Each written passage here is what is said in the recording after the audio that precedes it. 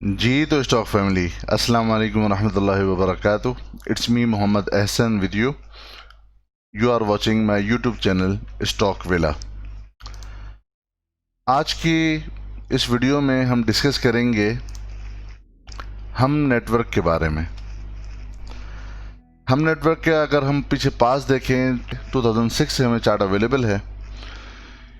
उस वक़्त ये स्टॉक ऑलमोस्ट कोई 6-7 रुपये का था और आहिस्ता आहिस्ता इसने अब मूव बनाई 2007 में जाकर, और 8 के स्टार्टिंग में ये 80 रुपये के करीब का हो गया।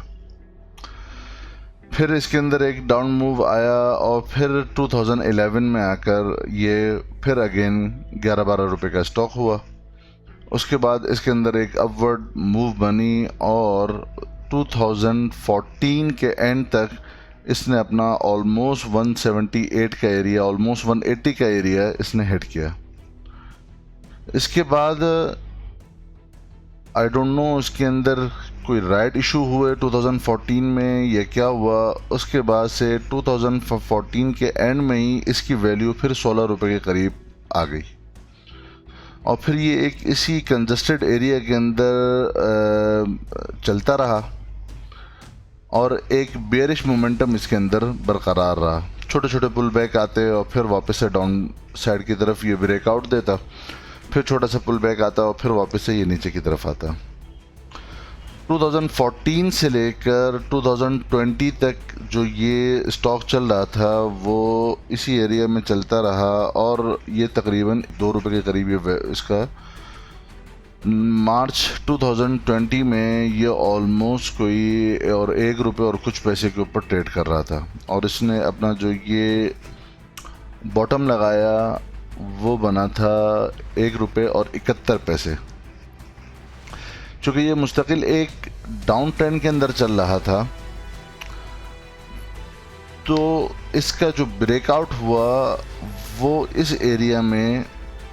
जाकर हुआ जब इसने अपनी इस ट्रेंड लाइन जो बेरिश ट्रेंड लाइन थी उसको अपवर्ड मूव करके क्लोजिंग दी और ब्रेकआउट दिया। इसके बाद से ये एक मोमेंटम के अंदर चलता रहा, स्विंग हाई लगाया, स्विंग लो लगाया, फिर then swing high, swing low, swing high और पैरेलल लो और फिर एक स्विंग हाई लगाकर इसने जो टॉप अपना बनाया अभी 18 जून 2020 को वो था 17 रुपये और 70 पैसे का। ये जो इसका 17 रुपये और 70 पैसे के करीब की अमाउंट थी ये थी 2014-15 के दरमियान। ये कोई 18 रुपये प्लस माइनस में ये ट्रेड कर रहा था और उसके बाद से जो इसकी डाउनवर्ड मूव बनती रही वो इसने जो यहाँ पर भी अपना हाई लगाया 2015 के अंदर वो भी ऑलमोस्ट कोई 18 रुपये 18.5 रुपये के अराउंड था। उसके बाद इसके अंदर एक वापस से डाउनवर्ड मूव बनी 18 रुपये अपना लगाकर, फिर ये आ गया था वापस से कोई 9.5 रुपये के दरमियान और फिर थोड़ा सा पुल बैक आया 14.5-15 रुपये के करीब इसने अपना स्विंग हाई लगाया और फिर ये बेरिश मोमेंटम के अंदर चलता रहा। इस एरिया में यहाँ पर इसने जो 18 जून को जो अपना हाई लगाया था 17 रुपये 70 पैसे, उसके बाद से इसके अंदर अभी तक डाउनवर्ड मूव ही हमें दिखती हुई नज़र आ रही है। आपको याद होगा कि जब इस एरिया के अंदर जब पूरी मार्केट रेड होती थी और कंसोलिडेशन एरिया के अंदर थी अप्रैल के अंदर और इसी तरह मई के अंदर, तो हम आए दिन हम नेटवर्क को देखते थे कि ये हर वक्त अपना कोई अपर लॉक ही लगाता जा रहा था। लोगों ने ये सोचा, हम जैसे रिटेलर्स ने ये सोचा कि इसके अंदर कोई ख़जाना निकल आया है। कुछ लोग कहते थे कि जी इसके लॉजिक को साबित करने के लिए कि चूँकि अभी लॉकडाउन की सिचुएशन है, लोग टीवी ज़्यादा देख रहे हैं, इनकी रेटिंग ज़्यादा आ रही है। कुछ कहते हैं कि इनका मार्ट है उसके अंदर कोई सेल ज़्यादा हो रही है, लेकिन पता किसी को नहीं था कि इसके अंदर जो ये मूव बन रही है वो किस वजह से बन रही है। आया वो कुछ लोगों के एक साथ कोलैबोरेशन के साथ इसको मार्केट में उठाया गया है या इसकी ये जेन्युइन मूव थी। यही वजह है कि बहुत सारे रिटेलर्स जब ये अपना टॉप लगा रहा था, कुछ रुक रहे थे और कुछ इसके अंदर बहते हुए कि चूँकि ये अपर लॉक लगा रहा है, जब तक ये अपर लॉक लगाता रहेगा हम इसके अंदर कंटिन्यू अपनी पोजीशन रखेंगे, वो इसके अंदर अपनी बाइंग प्लान करते रहे। और कई सारे एरियाज में बहुत सारे लोगों ने, किसी ने 14 रुपये, किसी ने 17 रुपये, किसी ने 18 रुपये, किसी ने 12 रुपये, 13 रुपये, डिफरेंट रेट्स के ऊपर बाइंग करके रखी हुई थी। जब इसने अपना ये टॉप लगाया उसके बाद से जो ये गिरना शुरू हुआ है, वो अब आज की जो कैंडल की क्लोजिंग है वो है 8 रुपये और 12 पैसे के ऊपर। लोग बहुत ज़्यादा परेशान हैं इस हवाले से कि इसके अंदर क्या होगा, हमारा रेट वापस 17 रुपये, 16 रुपये, 12 रुपये, 14 रुपये आएगा नहीं आएगा। उसी हवाले से ये वीडियो बनाई गई है, हम ये देख सकें कि आया हमें क्या इसमें न्यू एंट्री लेनी चाहिए कि ये बहुत ज़्यादा गिर चुका है। 18 रुपये के अराउंड से आकर ये 8 रुपये पे गिर चुका है। 10 रुपये इसने नीचे डाउनफॉल आया हुआ है और ये सस्ता हो गया और हमें ले लेना चाहिए। और उन लोगों के लिए भी वीडियो फ़ायदेमंद होगी जो कि इन रेट्स के ऊपर फंसे हुए हैं और वो ये नहीं समझ पा रहे कि उनको निकलना किस रेट के ऊपर है और कहाँ निकलना चाहिए, और क्या इसके अंदर अभी अपवर्ड मूव बनती है और वापस हमारे रेट आएंगे कि हम उसका वेट करें, या नहीं आएंगे कि हम यहाँ से अपना लॉस बुक करके निकल जाएं। इस तरह के स्क्रिप्ट जो होते हैं वो सिर्फ और सिर्फ टेक्निकल्स के ऊपर नहीं चलते। उर्फ़ आम के अंदर जिसको हम सट्टा कहते हैं, ये उन स्टॉक के अंदर आता है जो उर्फ़ आम में सट्टा कहा जाता है। मैं नहीं कह रहा, लेकिन उर्फ़ आम में जो लैंग्वेज यूज़ की जाती है उस हवाले से मैं बताता हूँ, ये उस कैटेगरी के अंदर आता है। अब इसके हवाले से मार्केट के अंदर सर्कुलेशन भी थी कि हम नेटवर्क की तरफ से भी कोई लेटर लिखा गया हुआ है, डिफरेंट तरह की बातें और डिफरेंट तरह की न्यूज़ इसमें चलती हुई आ रही हैं। मैं सिर्फ प्योरली कोई स्पेकुलेशन के ऊपर बात नहीं करूंगा, मैं प्योरली सिर्फ एक, चूँकि हम इस चैनल के थ्रू टेक्निकल्स के ऊपर बात करते हैं, टेक्निकल एनालिसिस करते हैं, तो मैं सिर्फ टेक्निकली इस पर डिस्कस करूंगा। इसकी आगे टेक्निकली क्या मूव बनती है मैं उसको डिस्कस करूंगा, बाकी इसकी अगर स्पेकुलेशन की बुनियाद पर क्या मूव बनती है उसको कोई प्रेडिक्शन नहीं की जा सकती। अगर हम देखें तो जब इसने अपने इस ट्रेंड चैनल, जो बेयरिश एक ट्रेंड चैनल चला हुआ आ रहा था, यहाँ पर जाकर जब इसने ब्रेकआउट दिया था, इस एरिया में जाकर ब्रेकआउट दिया था, उससे पहले ये एक बहुत छोटी छोटी कैंडल्स बना रहा था और कोई 6-7 साल से ये इसी तरह की 1 पैसे, 4 पैसे, 10 पैसे की ही मूव इसके अंदर बन रही थी। कोई बहुत बड़ी मूव नहीं बन रही थी, 1 पैसे, 2 पैसे, 10 पैसे, 20 पैसे के अंदर ही मूव बन रही थी। जब यहाँ पर इसके अंदर 19%, 15%, 20%, 28% की मूव बनना शुरू हुई पर डे, और यहाँ पर इसने ब्रेकआउट भी दिया अपने इस ट्रेंड चैनल को और अपर लॉक्स लगाना शुरू किए, तो यहाँ पर जाकर इनिशियली तो किसी को समझ में नहीं आया कि इसके अंदर क्यों मूव बन रही है, लेकिन इस पूरे एरिया में कई सारे लोगों ने, रिटेलर्स ने बाइंग की है। अगर हम सिर्फ टेक्निकली इस पर एनालिसिस करें तो ये एक हेड एंड शोल्डर पैटर्न बन रहा है। हेड एंड शोल्डर अगर आप देखें तो ये इसका लेफ़्ट शोल्डर है, ये इसका हेड बन रहा है और ये इसका राइट शोल्डर है। टेक्निकली जब इस तरह का एक हेड एंड शोल्डर पैटर्न बने और राइट शोल्डर से नीचे जाकर क्लोजिंग होती है तो ये एक बेयरिश साइन होता है, जिसके अंदर ये कंफर्मेशन होती है कि इसकी इस स्क्रिप्ट के अंदर टेक्निकली अपवर्ड मूव अब बाकी नहीं है, बल्कि ये अपने बेयरिश मोमेंटम को जारी रखेगा। अगर आप देखें तो जो इसकी ये बेस लाइन है,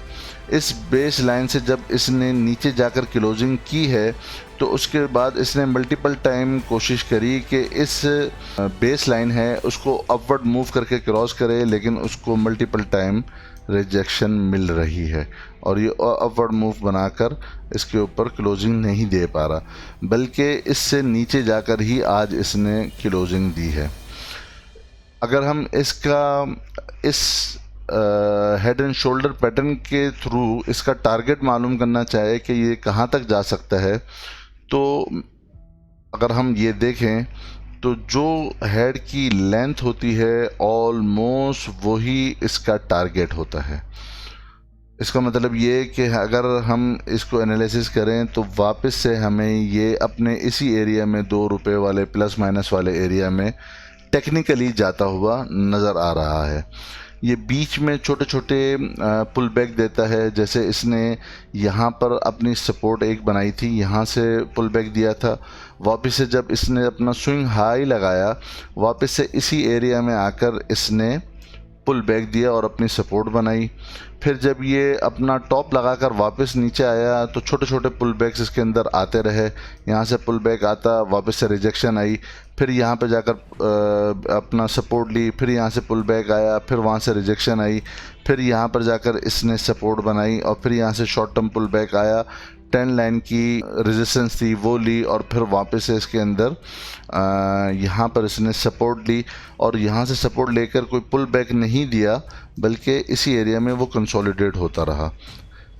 हेड एंड शोल्डर की बेस लाइन से वो कंसोलिडेट यहाँ से होता रहा और अल्टीमेटली फिर यहाँ पर आकर इसने नीचे जाकर ब्रेक डाउन दिया और फिर ट्राई करने की कोशिश करी कि ये इसको क्रॉस कर सके, लेकिन वो नाकाम रहा और आज इसकी जो क्लोजिंग हुई है 18 अगस्त 2020 को वो 8 रुपये और 12 पैसे के ऊपर हुई है।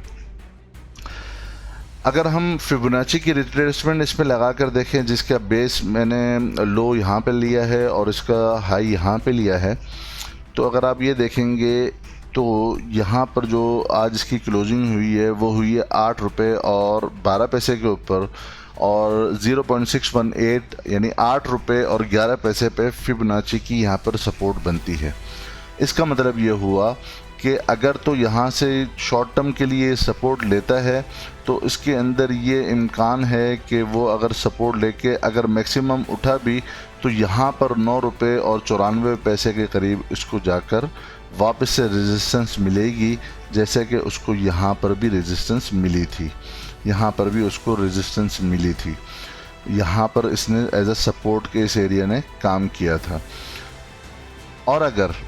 इसकी मूव इसी तरह नीचे जारी रहती है और इसने 8 रुपये और 8 रुपये से नीचे जाकर क्लोजिंग दी तो इसके बाद जो इसकी जो फिबोनाची की जो सपोर्ट आती है वो इस एरिया में जाकर आती है तकरीबन 5 रुपये और 50 पैसे के ऊपर। फिर यहाँ से हम मे बी अगर यहाँ पे सपोर्ट वो ये स्क्रिप्ट लेना चाहे तो फिर एक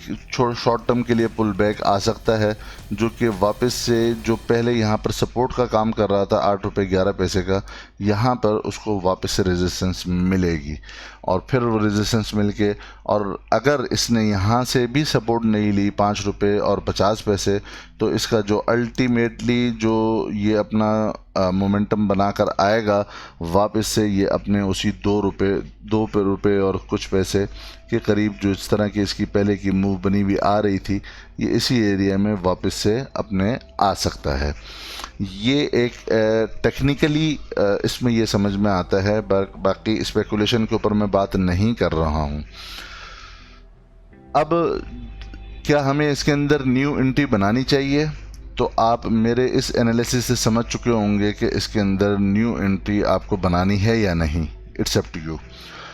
और जो लोग अपने इस एरिया के अंदर अगर बाइंग करके फंसे हुए हैं तो उनको भी अंदाज़ा हो चुका होगा कि अगर इस एरिया में कोई ही यहाँ पर कोई एक मोमेंटम बनता है और मोमेंटम बन के अगर तो इससे अपवर्ड क्रॉस करके वो कैंडल क्लोज करती है तो फिर उसके अंदर ये चांस है कि वो अपनी फिबोनाची की जो नेक्स्ट रिट्रेसमेंट है और जो नेक्स्ट रेजिस्टेंस एरिया है वहाँ पर जाए।